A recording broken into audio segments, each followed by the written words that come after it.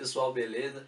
Mais uns minutinhos aqui agora pra gente falar um pouquinho sobre as revoltas que aconteceram ali na República Velha, ali no começo do século XX aqui no Brasil, ali, final do século XIX, começo do século XX, algumas revoltas que aconteceram aí nesse período conhecido como República do Café com Leite ou República Velha. Então aguarda só um minutinho, nós já vamos começar o vídeo, toca a vinheta aí, falou, é nóis!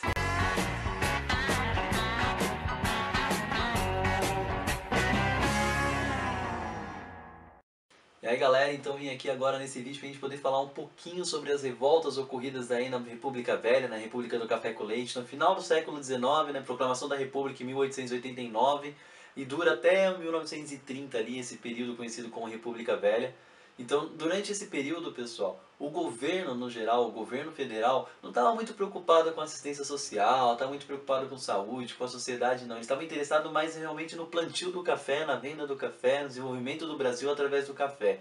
Então, a parte social, a parte de organização da sociedade acabava ficando na mão dos coronéis na região, né, a região nordeste, a região norte do país, a região sul do país, e aqui na região sudeste do nosso país acabava ficando num total descaso, né? E é nesse cenário que acabam surgindo algumas revoltas, porque falta governo, falta estrutura, sobra revolta, sobra revoltados aí. Então, a primeira revolta que nós temos que falar aí acontece na cidade do Rio de Janeiro. Lembrando que o Rio de Janeiro era a capital do Brasil nesse período, e o Rio de Janeiro está passando por um processo de urbanização, um processo de derrubada de casas, de higienização da cidade, né? Um processo de desenvolvimento e de modernização do Rio de Janeiro. Porque como era a capital do Brasil e nós tínhamos acabado de proclamar uma república no Brasil, nós precisávamos agora fazer com que o Rio de Janeiro fosse uma cidade agradável, assim como os grandes boulevards, assim como tinha em Paris, assim como tinha em Londres. O governo federal queria que o Brasil também acompanhasse essa linha europeia, né? Então, para isso, o governo deu vários casarões, vários casebres, aquelas casas antigas, né, aquelas pensões e tal, e as pessoas começaram a sair da cidade do Rio de Janeiro. Mas já não bastava isso, Oswaldo Cruz veio também com uma ideia de poder fazer... É Oswaldo Cruz? É Oswaldo Cruz, né? Juntamente com a derrubada das casas, dos casarões e tal, veio a campanha higienista, ou a campanha da vacina, né? Ou seja, as pessoas agora estavam sendo obrigadas a receber vacina, mas... Galera, vamos pensar comigo. Nós estamos aqui mais ou menos no ano de 1904, né? Comecinho do século XX. Imagina você chegar para um morador lá do Rio de Janeiro, pobre, analfabeto, não conhece muito da realidade do mundo, chega para ele e fala assim: é o seguinte, meu campeão, eu vou pegar um pouquinho de vírus e vou injetar esse vírus no seu braço, né? E assim esse vírus vai reagir no seu braço, o seu organismo vai reagir com, né, com o processo aí de fazer anticorpos e tal, e assim, se caso você venha esse vírus novamente através do ar e da respiração, você vai estar imune ao vírus. Mais ou menos isso a vacina que funciona. Você imagina isso, pessoal, em 1904. É lógico que a população não queria. Primeiro, porque desconhecia o que era o vírus. Segundo, existia uma campanha oposicionista ao governo muito forte falando que essa campanha de vacinação estava sendo, na verdade, uma campanha de castração da população, uma campanha para matar e para dizimar as pessoas. E terceiro ponto aí, que é crucial para tudo, imagina as mulheres naquela época, pessoal, eram pessoas recatadas, né? Uma sociedade altamente católica, uma sociedade altamente fechada, né, na mentalidade e tal, e de repente você entrar na casa de uma pessoa compulsoriamente, obrigando ela a vacinar, tendo que a sua esposa mostrar o braço para um cara vacinar o braço dela. Isso era quase um atentado ao pudor naquela época, pessoal. Então, a revolta da vacina, as pessoas foram para a rua, criaram barricadas no Rio de Janeiro ali, teve um confronto mesmo da população com a campanha higienista, com os médicos sanitaristas ali da época, até que o governo decide entrar num acordo ali, então ele volta atrás, ele tira a obrigatoriedade da vacina, faz uma campanha de explicação, agora uma campanha de conscientização do que era a vacina de forma explícita, e aí sim, grande parte da população acaba indo se vacinar e assim acaba a revolta da vacina. Então lembrando, a revolta da vacina aconteceu no ano de 1904, no Rio de Janeiro, uma revolta de um levante popular, um levante social, onde as pessoas contra o governo, contra a obrigatoriedade da vacina, certo? Outro levante interessante para a gente entender nesse período também acontece no ano de 1910, né? A Marinha do Brasil começa a se revoltar com os castigos físicos acontecendo. Essa revolta é conhecida como Revolta da Chibata, em 1910. Porque na marinha, pessoal, os soldados da marinha, os marinheiros, eram ainda castigados através das chibatadas, né? Ou seja, era chicotada nas costas. Então, se eu fiz algum ato de insubordinação, se eu fiz algum ato de desrespeito a um superior, eu era condenado a 25 chibatadas, por exemplo. E aí, houve um caso extremo onde numa briga dentro do navio, um rapaz, né, um marinheiro, acabou esfaqueando um outro marinheiro. Na hora de separar, ele acabou dando um soco no superior dele e ele foi condenado a 250 chibatadas. Deve doer, né?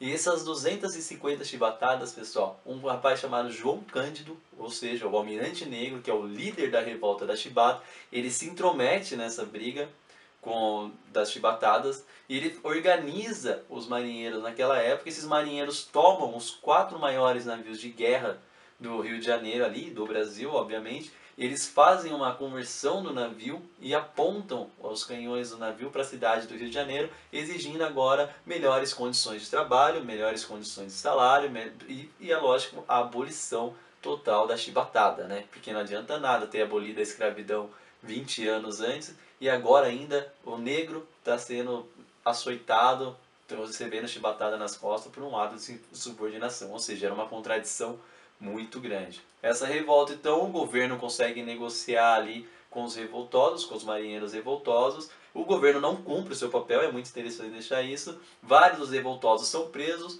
ou mandados para o exílio, certo? Então essa é a revolta da Chibata de 1910.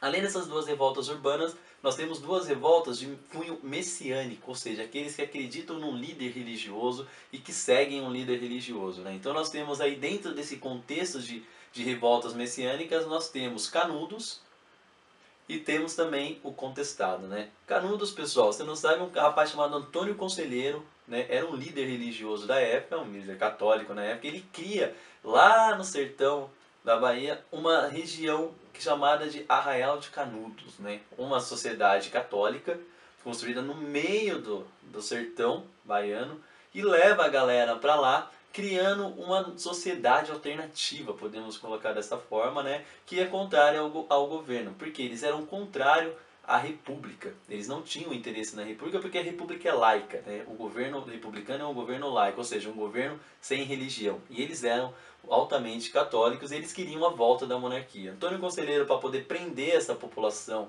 e trazer essa população para o lado dele, eles tinham prometido que Dom Sebastião, olha só as conversas, hein? Que Dom Sebastião, que tinha desaparecido, né? Era um rei de Portugal, que ele tinha desaparecido no ano de 1578, lá na África. Antônio Conselheiro dizia o seguinte: Dom Sebastião está chegando, vamos construir nosso arraial. Dom Sebastião vem, ele vai reinstaurar a monarquia aqui, nós vamos restaurar o catolicismo no Brasil, vamos repudiar essa coisa do demônio, do satanás, que é essa tal de república aí, e vamos agora retornar à monarquia, retornar a ser católico, e todo mundo vai viver feliz para sempre.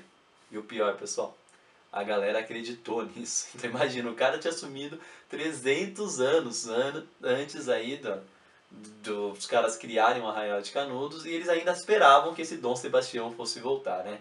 Assim como nessa linha aconteceu lá em Canudos, na Guerra do Contestado, ali na região do Contestado, ali, o Contestado fica ali no oeste de Santa Catarina, divisa ali com o sul do Paraná. Era uma região contestada, ou seja, o Paraná e Santa Catarina brigavam por aquela região para decidir para quem ficaria aquela região.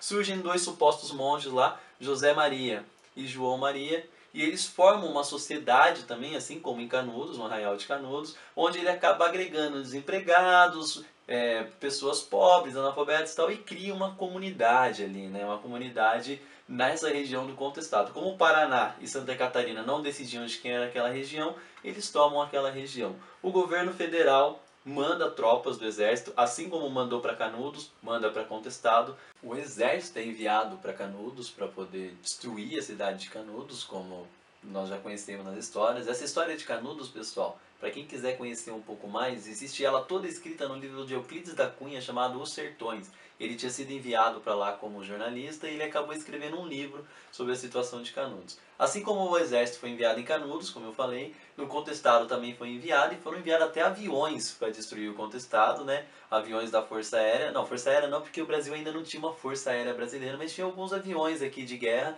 Esses aviões de guerra foram enviados para o Contestado justamente para destruir. Pessoal, guardem uma coisa, por que que o exército fazia um empenho tão grande em destruir esses movimentos populares que acabavam surgindo aí? Por medo, porque nós estávamos com uma república recém-nascida, e essa república recém-nascida estava ainda muito fragilizada, então ela necessitava ainda ter um amadurecimento, e essas revoltas acabavam fazendo com que ela se tornasse ainda mais fragilizada, por isso esse empenho do exército, né, em acabar com todas essas manifestações estaduais. Então, guardem aí essas 4 manifestações, muito importante, lembrando que tudo que eu estou trabalhando aqui é justamente coisas que caem no Enem, que caem na ETEC, que caem em vestibulares aí por todo o Brasil, né? Então, primeira revolta que nós falamos, revolta da vacina, no ano de 1904, depois a revolta da chibata, no ano de 1910, Guerra de Canudos, em 1896 começa a Guerra de Canudos e dura até 1897, ou seja, um ano de guerra aí de Canudos, e a questão do contestado aí, que é de 1912 a 1916. Todas elas ali, final do século XIX